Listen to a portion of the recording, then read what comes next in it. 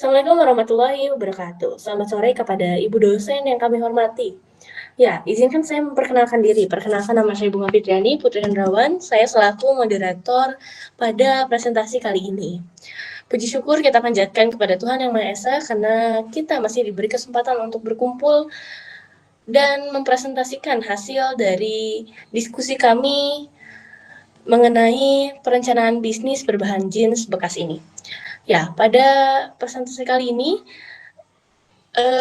yaitu ada anggota kelompok dari kelompok 12.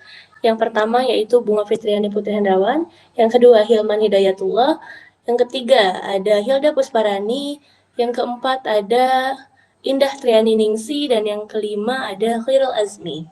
Dalam presentasi kali ini kami akan berbagi tentang bagaimana limbah jeans yang selama ini sering dianggap sampah dapat diolah menjadi produk yang bernilai tinggi dan memberikan dampak positif bagi ekonomi maupun lingkungan. Tentunya konsep ini sangat relevan dengan isu-isu keberlanjutan yang semakin penting di dunia bisnis ini.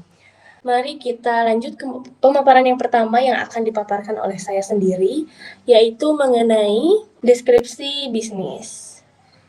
Ya, usaha kreatif yang mengolah limbah jeans bekas menjadi gantungan kunci atau tas unik, estetik, dan ramah lingkungan. Produk ini menyasar anak muda dan pecinta DIY dengan nilai seni dan keberlanjutan lingkungan. Baik, pemaparan selanjutnya akan dipaparkan oleh Saudara Hilman. Kepada Saudara Hilman, saya persilahkan. Rencana pemasaran. Produk gantungan kunci unik, lucu, ramah lingkungan dengan berbahan dasar jeans, sehingga cocok untuk anak-anak muda dan pecinta handmade. Harga hadir dengan harga yang relatif murah, yaitu Rp17.000.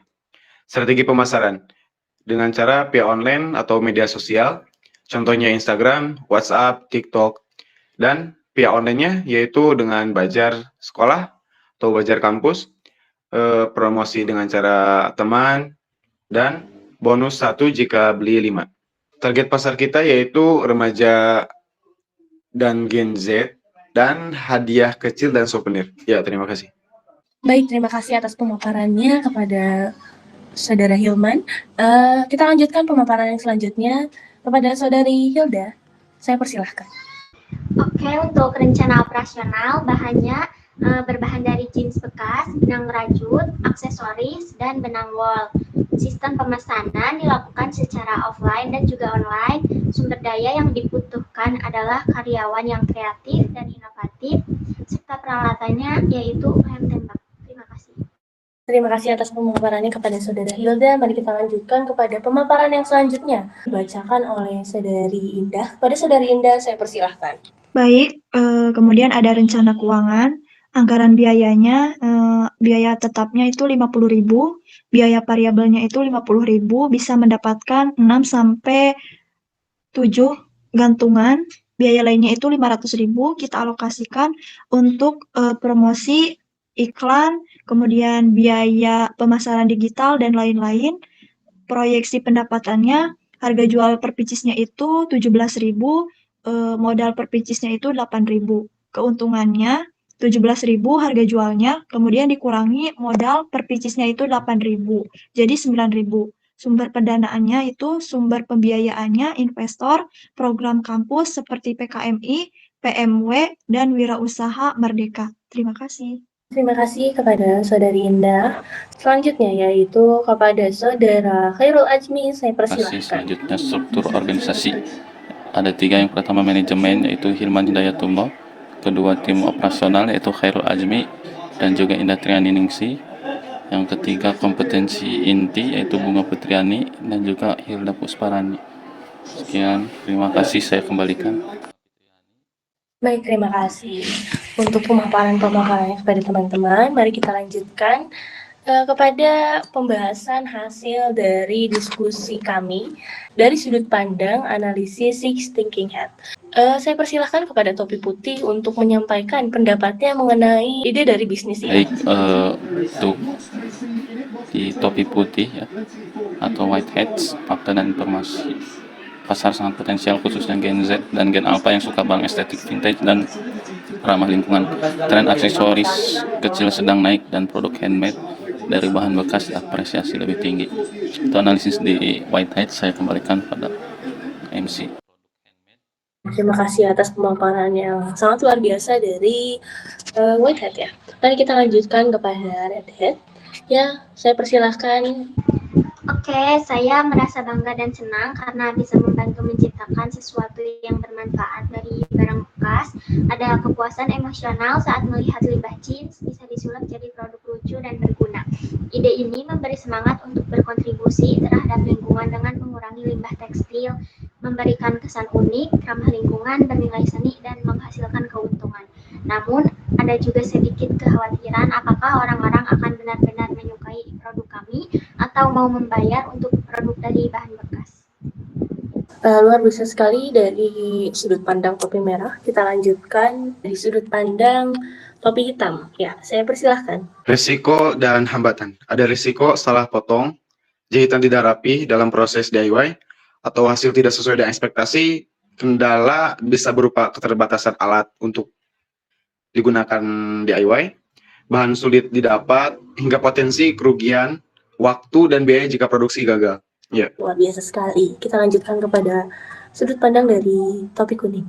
Baik, saya sebagai topi kuning, manfaat dan peluang. Menurut saya, ide bisnis ini sangat bermanfaat bagi lingkungan, masyarakat, dan ekonomi. Ide ini membantu mengurangi limbah tekstil, khususnya jeans yang sulit terurai dengan menjadikannya gantungan kunci.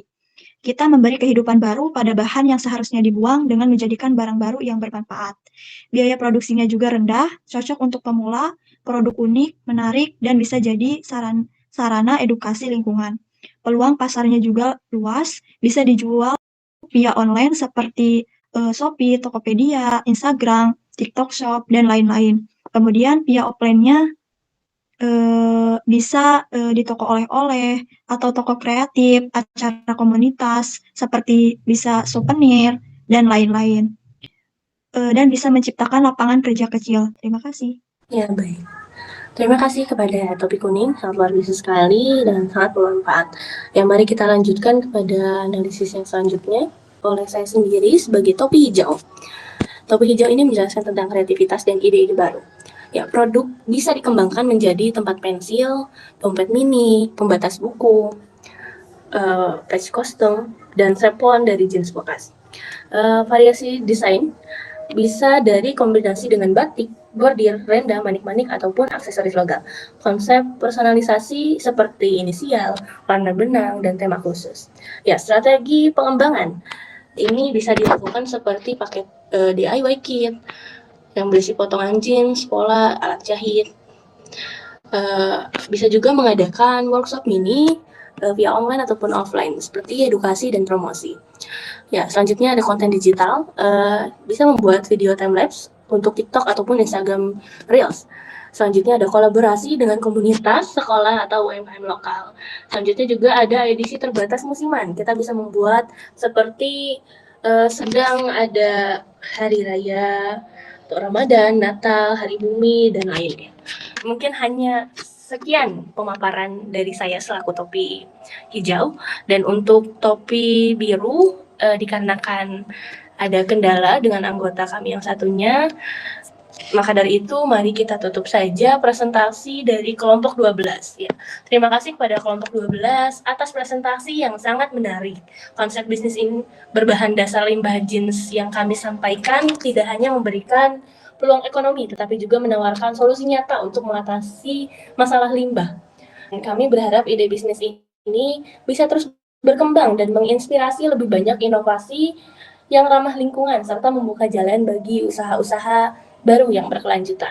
Kami juga mengucapkan terima kasih kepada Ibu dosen Fitri Dewi Afiani atas bimbingannya selama pembelajaran. Semoga apa yang telah disampaikan hari ini dapat memberi kita semua pemahaman lebih dalam tentang pentingnya kreativitas dalam menciptakan peluang bisnis yang berdampak positif bagi dunia.